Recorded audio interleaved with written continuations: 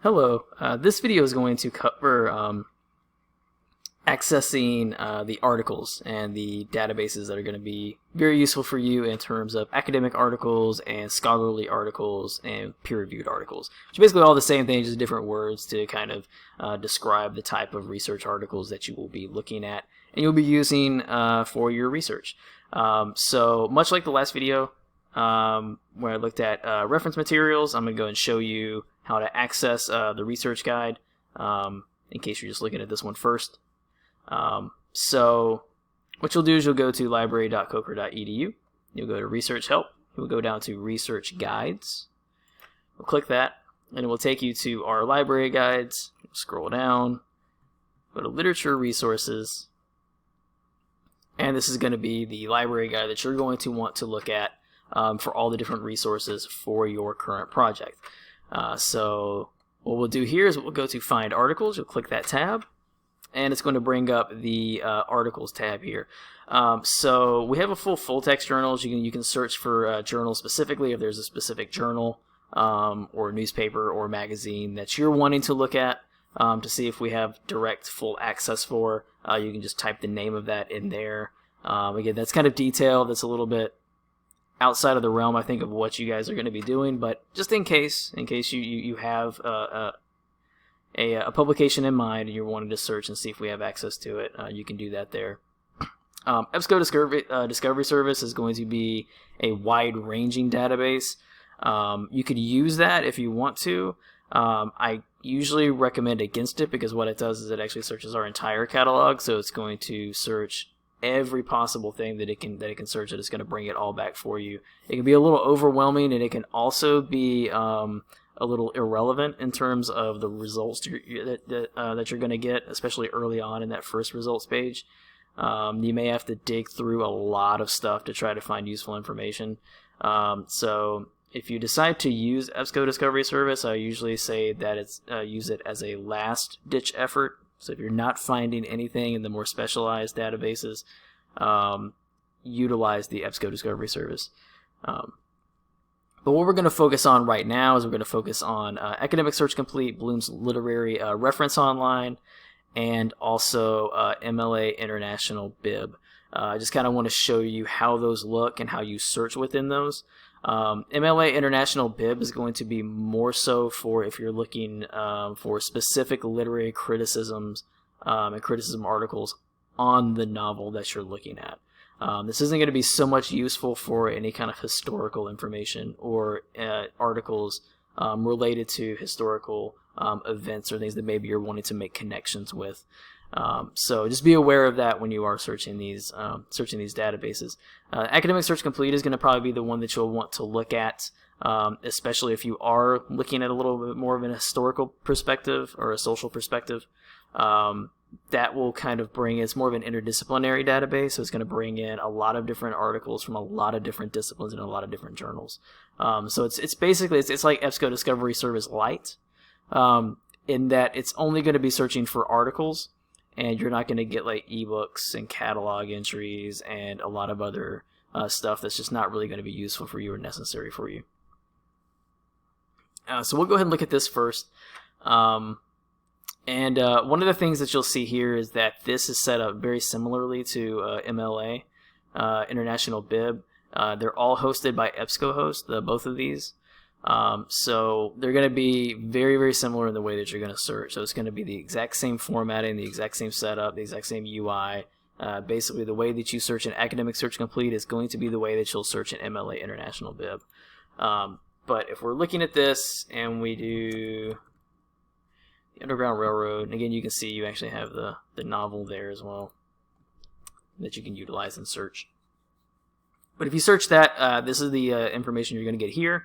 Again, it's 3,000. That's still a lot, but it's not going to be anywhere near as much as if you typed in the Underground Railroad and EBSCO Discovery Service. You're going to get probably tens of thousands. Sometimes I've even seen some with very generic topics. You're getting up into the hundreds of thousands. So you kind of want to stay away from that one if at all possible.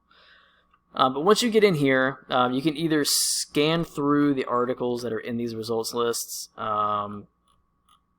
the main page, usually the rule of thumb is usually the first 3 pages are going to be the most relevant. After that, it may start to stray a little bit. With a topic like this, you may actually be okay kind of going a little bit farther in the results, and it should stay more or less on topic. But with more narrowed, more focused topics, like if you really want to narrow in on specific aspects of the Underground Railroad, then it might vary a little bit.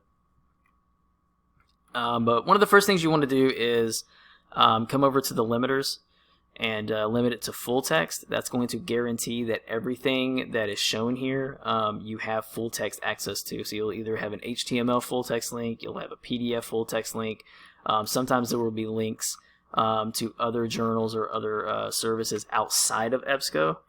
And it'll have a link to that as well, and then you can go to that, and usually you're able to access the full text. What you'll also want to do is, if you are looking for scholarly or peer-reviewed journals specifically, you'll want to make sure that you are clicking this as well. That's going to keep that to only academic journals and only academic articles, and as you can see, it dropped from like 2,000 to 461. So again, just some of these few limiters can really help kind of compartmentalize a lot of the information and present to you the best and most relevant information, at least in terms of what you're looking for and what you need. And then you might also want to still keep it to academic journals. Again, that drops it down to 351. Again, that way you are guaranteed that you are only getting scholarly and peer-reviewed sources. The rest of the limiters you really don't need to work with. You can play around with these if you want to. A lot of the subject thesaurus terms and subject terms, sometimes they can kind of help narrow those down a little bit more. So you may want to look through it and just kind of see what they're looking at and what they're kind of narrowing down. But a lot of this isn't super useful or super necessary. You can look at the languages and see if there's a lot of foreign languages that maybe you want to cancel out. You can just keep it to English. But that's kind of completely up to you if you want to go that far into it. So once you're looking at your results, and let's say you find one that you really like and you want to use, you would click the main link, and that would take you to the indexing page. This is going to give you all the different publication information about the journal, about the article. It'll give you a small abstract.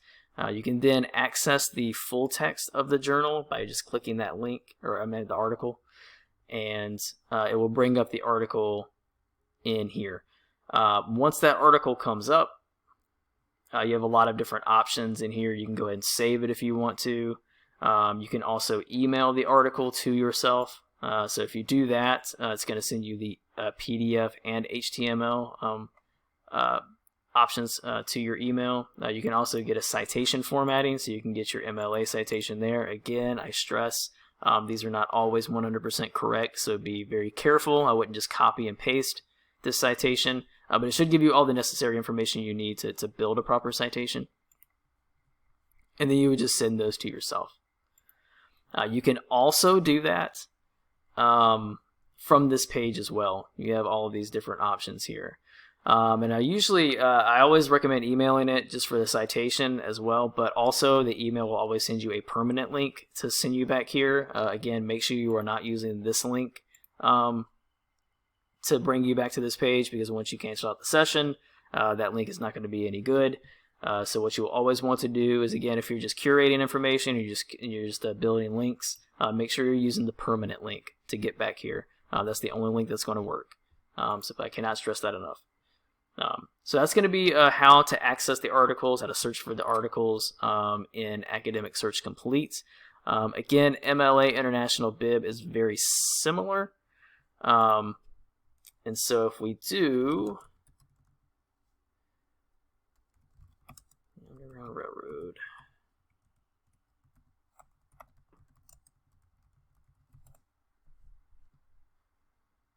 if we do that and search that, again, you're going to see that you have a much limited pool of results. You're also going to notice that a lot of these do not have full text. You have one here, but a lot of these do not. And a lot of these could be really useful articles for you. Unfortunately, since we're under the circumstances we are right now, you can't request physical books through interlibrary loan.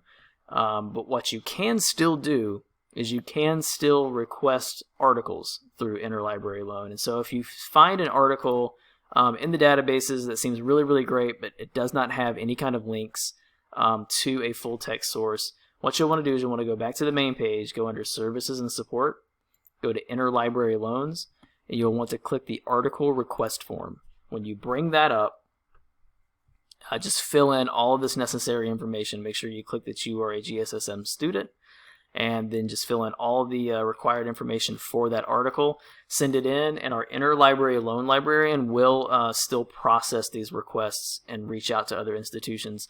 Just be aware that the amount of time that it takes to get this information back to you is probably going to be increased by a little bit. It shouldn't be too much.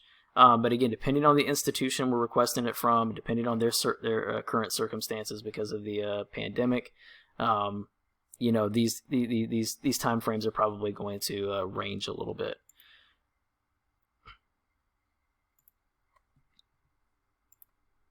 All right, so that is MLA-Bib. Again, it's very similar to the way that Academic Search Complete is formatted. And then very quickly, I want to take you to Bloom's literary, or Bloom's literature reference source. This is going to be a really, really good way to actually get good biographical information on authors that maybe you're looking at. So maybe you want to get some decent biographies, some decent biographical information. You can come in here and do that. You would just click on this and it would take you to that specific biography, so you can kind of get some good information on the author. You can also go back, and again, this is kind of limited information, it's very basic information, but it's just something I kind of wanted to bring up and just kind of show you. There is some criticism information as well.